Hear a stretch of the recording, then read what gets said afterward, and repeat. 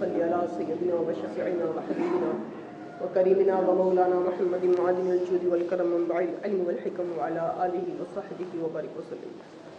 گرامی، انسان مدنی الطبع ہے، اس کا تعلق لوگوں سے رہتا ہے۔ انسان کو اس طریقے سے بنا دیا گیا ہے کہ یہ تنے تنہا زندگی نہیں گزار سکتا، اس کو زندگی گزارنے کے لیے دوسرے لوگوں سے معاملات رکھنے پڑتے ہیں، اور جب دوسرے لوگوں سے معاملات رکھنے ہوتے ہیں تو اس میں ان کے حقوق کا لحاظ بڑا ضروری ہے۔ جس کا جیسا حق ہے اگر اس طریقے سے اس کا حق ادا ہوتا رہے تب تو یہ زندگی صحیح طریقے سے گزر سکتی ہے، اور اگر حقوق کی ادائیگی نہ ہو تو پھر یہ ہماری زندگی گزارنا مشکل ہو جائے گا۔ اس کا لحاظ بھی ضروری ہے کہ ہر بندہ برابر نہیں ہے، جس کی جیسی حیثیت ہے اس کا ویسا حق بھی ہے۔ اگر کوئی بڑا ہے تو اس کے بارے میں چھوٹے کو حکم دیا گیا کہ بڑے کی تعظیم و توقیر کرے، اس کا ادب و احترام کرے، لیکن اگر کوئی چھوٹا ہے تو بڑے کو حکم دیا گیا کہ اس پہ شفقت کرے، اس پر مہربانی کرے۔ تو جو جیسا ہے اس کے بارے میں ویسا حق رہتا ہے۔ نہ سب برابر ہیں اور نہ سب کے برابر حقوق ہیں۔ انسان کے اوپر اللہ اور اس کے رسول کے بعد جو دینی حقوق ہیں، ان دینی حقوق کے بعد جو عام لوگوں میں حقوق ہیں، ان میں سب سے بڑا حق والدین کریمین کا ہے۔ لیکن افسوس یہ ہے کہ آج ہم اس حق کی ادائیگی نہیں کر پا رہے، اور صحیح بات تو یہ ہے کہ پورے طور سے تو اس حق کو کوئی ادا کر ہی نہیں سکتا، لیکن جتنا حق ادا کر سکتا ہے اتنا کرنے کا حکم ہے بھی، اور نہ کرنے پر وعیدیں بھی ہیں۔ ایک مرتبہ ایک صحابی رسول آقا علیہ الصلوۃ والسلام کی بارگاہ میں حاضر ہوتے ہیں۔ حاضر ہونے کے بعد عرض گزار ہوتے ہیں، یا رسول اللہ، میرے والدین بھی ہیں اور میرے بال بچے بھی ہیں، میرے اہل و عیال بھی ہیں، میں اپنا کچھ مال و دولت اپنے والدین کے اوپر خرچ کرتا ہوں اور کچھ مال و زر اپنے بیوی بچوں کے اوپر خرچ کرتا ہوں، لیکن میرے والد کی خواہش یہ ہے کہ میں اپنا سارا مال و دولت انہی کو دے دوں، میرے پاس کچھ نہ بچے تو میں اپنے بچوں کے اوپر کیا خرچ کروں گا۔ آقا علیہ الصلوۃ والسلام کا بڑا پیارا مزاج تھا، کبھی بھی ایک شخص کی بات سن کر فیصلہ نہیں فرماتے۔ جب بھی کوئی مقدمہ آتا تو جس شخص کے حوالے سے مقدمہ ہوتا اس کو ضرور بلاتے۔ آقا علیہ الصلوۃ والسلام نے حکم دیا کہ جاؤ اپنے والد بزرگوار کو بلا کر لاؤ۔ وہ جاتا ہے، اپنے والد بزرگوار کے ساتھ بارگاہ رسالت آپ صلی اللہ علیہ وسلم میں حاضر ہوتا ہے۔ آقا علیہ الصلوۃ والسلام نے اس کے والد سے پوچھا، بتاؤ ماجرا کیا ہے؟ تو اس کے والد کچھ باتیں عرض کرنے لگے کہ یا رسول اللہ، میں اس سے مال تو ضرور لیتا ہوں، لیکن آپ خود اس سے پوچھ لیں کہ اس مال کو لینے کے بعد میں کرتا کیا ہوں، میں کہاں خرچ کرتا ہوں، میں سارا مال و دولت تو اسی کے رشتہ داروں پر خرچ کر دیتا ہوں، میں اپنے پاس تو مال و دولت نہیں رکھتا۔ اتنا وہ عرض کر ہی رہے تھے، دوسری طرف طائر سدرہ حضرت سید الملائکہ حضرت جبریل امین علیہ السلام آقا علیہ الصلوۃ والسلام کی بارگاہ میں حاضر ہوتے ہیں۔ آنے کے بعد عرض گزار ہوتے ہیں، یا رسول اللہ، یہ جو بزرگ شخص آپ کی بارگاہ میں حاضر ہیں یہ اپنے دل میں چند اشعار کہہ کر لائے ہیں، آپ ان اشعار کو بھی سن لیں۔ آقا علیہ الصلوۃ والسلام نے ان بزرگ سے کہا کہ آپ جو اشعار کہہ کر لائے ہیں وہ اشعار سنائیں۔ صحابی رسول تھے، ابھی تک کسی کو خبر نہیں تھی کہ ان کے دل میں اشعار ہیں۔ جب آقا علیہ الصلوۃ والسلام نے فرمایا کہ تمہارے دل میں جو اشعار ہیں وہ اشعار سناؤ، تو سب سے پہلے تو عرض گزار ہوتے ہیں، یا رسول اللہ، آپ کے معجزات دیکھ دیکھ کر ہمارے ایمان میں اضافہ ہوتا ہے، جتنے زیادہ آپ کے معجزات دیکھتے ہیں اتنا زیادہ ہمارے دل میں ہمارے ایمان میں اضافہ ہوتا چلا جاتا ہے۔ اس کے بعد انہوں نے اپنے اشعار سنائے، ان اشعار کا ترجمہ آپ لوگوں کی بارگاہ میں آپ لوگوں کو سناتا ہوں۔ انہوں نے وہ عرض گزار ہوئے جو انہوں نے اپنے بیٹے کے حوالے سے اشعار لکھے تھے، ان کا مفہوم یہ ہے کہ جب سے تو پیدا ہوا ہے میں نے تیرے لیے غذا فراہم کی، تیرے باشعور ہونے تک تیرے نان و نفقے کا بار اٹھاتا رہا، تو برابر میری کمائی سے مستفید ہوتا رہا اور پروان چڑھتا رہا۔ جب کوئی رات بیماری کا غم لے کر تجھ پر آتی تو تیری بیماری میرے لیے رات بھر جاگنے کا سبب بنتی۔ میرا جی تیری موت کے اندیشے سے ڈرتا تھا، حالانکہ اسے خوب معلوم تھا کہ موت یقینی ہے اور سب پر مسلط کی گئی ہے۔ میری آنکھیں اس طرح زار و قطار رویا کرتی تھیں جیسے وہ بیماری جو رات میں تجھے ہوئی تھی تجھے نہیں بلکہ مجھے ہوئی تھی۔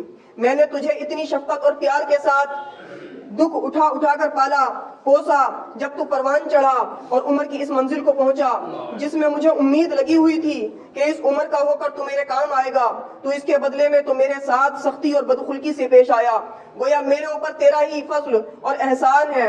اے کاش جب تو نے حق پدری کا لحاظ نہ کیا تو کم سے کم وہی سلوک کرتا جو پڑوسیوں کے ساتھ کیا جاتا ہے۔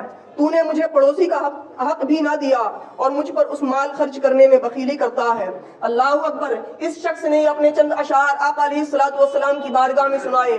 آقا علیہ السلام کی آنکھوں سے اشک رواں ہو گئے اور اس کے بعد آقا علیہ السلام نے اس بیٹے کا گریبان پکڑ کر ارشاد فرمایا، فَاذْهَبْ أَنْتَ وَمَالُكَ لِأَبِيكَ۔ اللہ اکبر۔ آقا علیہ السلام کا انداز اس وقت دیکھنے کے قابل ہے۔ آقا علیہ السلام نے صرف اسی انداز سے حکم نہیں دیا بلکہ گریبان پکڑ کر ارشاد فرماتے ہیں، فَاذْهَبْ، یہاں سے چلا جا، أَنْتَ وَمَالُكَ لِأَبِيكَ، تو اور تیرا جتنا مال ہے سب تیرے باپ کے لیے ہے۔ اللہ اکبر۔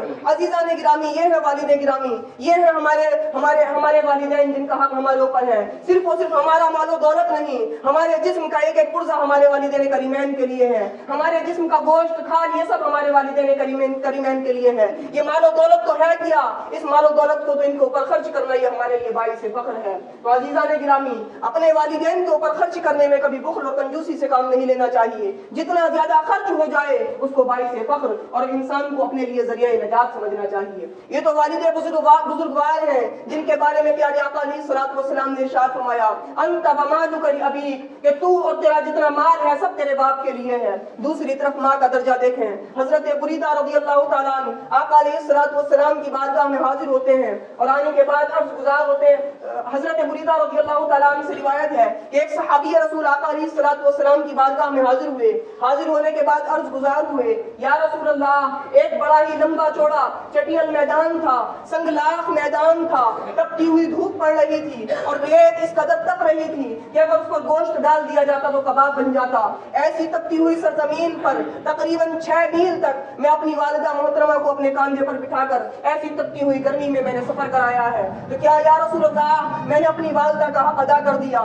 اللہ اکبر۔ عزیزان گرامی، اندازہ لگائیں، عرب کی سرزمین، سنگلاخ میدان اور ریت اس طریقے سے تپ رہی ہے کہ اگر اس پر گوشت ڈال دیا جائے تو کباب بن جائے، اور اس پر کوئی ایسا نہیں 10-20 میٹر کا فاصلہ طے کر لیا جائے، 6 میل کا فاصلہ کسی نے اپنی ماں کو اپنے کاندھوں پر بٹھا کر اس کے بعد اس سفر کو طے کیا ہو اور اب آنے کے بعد وہ بارگاہ رسالت میں آپ صلی اللہ علیہ وسلم عرض گزار ہے، یا رسول اللہ کیا میں نے اپنی ماں کا حق ادا کر دیا؟ تو آقا علیہ السلام نے ارشاد فرمایا، شاید تیری ولادت کے وقت تیری ماں نے جتنے جھٹکے جھیلے ہیں ان میں سے شاید ایک جھٹکے کا حق ادا ہو گیا ہو۔ اللہ اکبر۔ 6 میل کا ایسا سخت سفر اپنی والدہ کو اپنے کاندھوں پر بٹھا کر کوئی سفر کر لے، اس کے بعد بھی آقا علیہ السلام نے یہ نہیں فرمایا کہ تو نے ایک جھٹکے کا حق ادا کر دیا، بلکہ فرماتے ہیں شاید ایک جھٹکے کا حق ادا ہو گیا ہو۔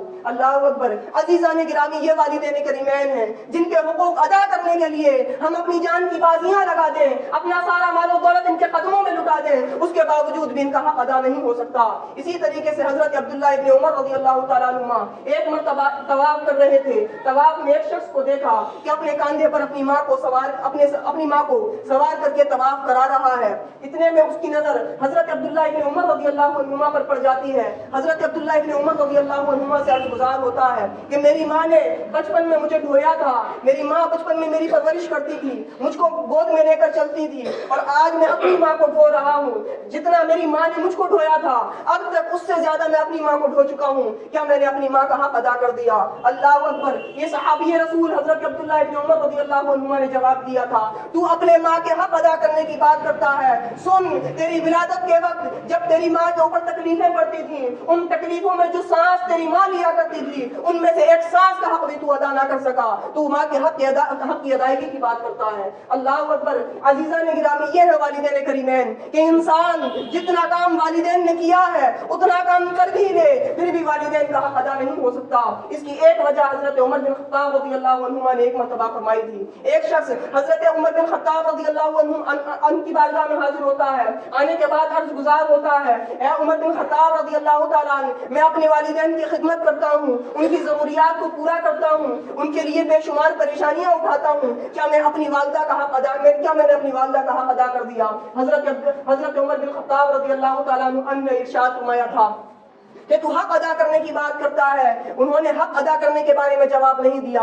بلکہ ارشاد فرمایا جب تیری ماں تیرے لیے پریشانیاں اٹھایا کرتی تھی، تیرے لیے کام کیا کرتی تھی، اس وقت جو تیری ماں کے دل میں آرزو ہوتی تھی وہ یہ کہ میرا بچہ زندگی پا جائے، میرا بچہ پرورش پا جائے، میرا بچہ بڑا ہو جائے، میرا بچہ ترقی پا جائے. ان جذبات کے ساتھ تیری ماں تیرا کام کیا کرتی تھی. لیکن آج جب تو اپنی ماں کی خدمت کرتا ہے تو خدمت تو ادا کر دیتا ہے، لیکن تیرا دل مجبوری کے ساتھ خدمت ادا کر رہا ہوتا ہے. تیرے دل میں یہ ہوتا ہے کہ کب اس ماں سے چھٹکارا ملے گا، اور تیری ماں کی خواہش اور جذبات یہ ہوتے تھے کہ میرا یہ بیٹا پرورش پا جائے، میرا یہ بیٹا اس کی زندگی اور طویل ہو جائے. تو عزیزان گرامی، حقوق کی ادائیگی کی بات کی جاتی ہے. جیسے جذبات ماں کے ہوتے ہیں ایسے جذبات کبھی بھی اولاد کے نہیں ہو سکتے، تو کہاں سے حقوق کی ادائیگی ہو سکتی ہے؟ تو عزیزان گرامی، یہ والدین کریمین ہیں، یعنی اگر ان کے لیے ہم اپنا سب کچھ قربان کر دیں اور پوری زندگی ان کی خدمت میں ہم لگے رہے تو ان کا حق ادا نہیں ہو سکتا. لیکن اس کے باوجود ہمارا حال یہ ہے کہ جتنا حق ادا کر سکتے ہیں اتنا حق ادا کرنے میں بھی آج ہم کوتاہیاں کرتے ہوئے نظر آ رہے ہیں. آج حال یہ ہے کہ والدین کو جھڑکنے میں ذرا سا ہم کو احساس نہیں ہوتا، والدین کو ڈانٹنے میں ہم کو ذرا یہ احساس نہیں ہوتا ہم کیا کر رہے ہیں. والدین کے سامنے سخت زبان استعمال کی جاتی ہے، والدین کے حقوق کا ذرا پاس و لحاظ نہیں ہوتا، ادب و احترام کرنا تو آج ہم بھلا چکے ہیں. آج ہمارا حال یہ ہے کہ اپنے قواعد اور اپنے قوانین اپنے والدین کے سامنے چلاتے ہوئے نظر آتے ہیں. عزیزان گرامی، یہ آج تو اللہ کا فضل ہے، ہمارے والدین مسلمان ہیں، لیکن اگر کسی کے والدین کافر بھی ہوں تو ان کا حق کیسا ہے اس کے بارے میں اللہ رب العالمین کی ایک آیت کریمہ ہے، وَوَصَّيْنَا الْإِنسَانَ بِوَالِدَيْهِ حُسْنًا. اس آیت کریمہ کا شان نزول بیان کیا جاتا ہے وہ یہ کہ حضرت سعد رضی اللہ تعالیٰ عنہ یہ ایک صحابی رسول ہے، لیکن ان کی جو والدہ تھیں وہ کافر تھیں، اور صرف یہ نہیں کہ کافر تھیں بلکہ ان کی خواہش یہ تھی کہ ان کا بیٹا بھی کافر ہو جائے. انہوں نے بھوک کی ہڑتال کر لی اور کھانا پینا چھوڑ دیا اور اپنے بیٹے سے کہنے لگی کہ اگر تو نے اسلام کو نہیں چھوڑا تو میں اپنی جان دے دوں گی، میں کھانا پینا نہیں کھاؤں گی. اللہ اکبر! ایسی کسی ماں کافر ہے، بیٹے کو کفر میں ڈال دینا چاہ رہی ہے، اس کے باوجود قرآن حکم دے رہا ہے کہ ان والدین کے ساتھ برا سلوک نہ کرنا، ان کے ساتھ بد سلوکی نہ کرنا، ان کے ساتھ اس کے باوجود بھی حسن سلوک سے پیش آنا. وَإِن جَاهَدَاكَ لِتُشْرِكَ بِي مَا لَيْسَ بِهِ عِلْمٌ فَلَا تُطِعْهُمَا. پھر اگر یہ تجھ کو کفر کی طرف لے جانا چاہیں، شرک کی طرف لے جانا چاہیں تو ان کی اطاعت نہ کرنا. یعنی اگر والدین کفر کا حکم دے رہے ہیں، اللہ کی معصیت کا حکم دے رہے ہیں، گناہوں کا حکم دے رہے ہیں، تو صرف اتنا ہے کہ ان کی اس بات میں فرمانبرداری نہیں کرنی، ان کی اس بات میں بات نہیں ماننی. انسان کو اللہ کی فرمانبرداری کرنی ہے، لیکن اللہ کی فرمانبرداری کے باوجود ایسا نہیں ہے کہ اگر وہ غلط حکم دے رہے ہوں تو ان کے ساتھ بدسلوکی کی جائے، ان کے ساتھ برا سلوک کیا جائے، ان کے ساتھ کوئی بھی غلط قدم اٹھایا جائے. اللہ اکبر! عزیزان گرامی، ایک ضرورت ہے اس چیز کی کہ اللہ نے ہم کو یہ مسلمان والدین دیے ہیں جن کے پاس والدین موجود ہیں. اپنے والدین کو اپنی جنت و جہنم سمجھ کے ان کی عزت کرنے کی کوشش کریں، ان کی تعظیم و تکریم کرنے کی کوشش کریں اور ان کی نافرمانی سے اپنے آپ کو بچائیں. اللہ رب العالمین ہمارے والدین کو سلامت رکھے. السلام علیکم و رحمۃ اللہ.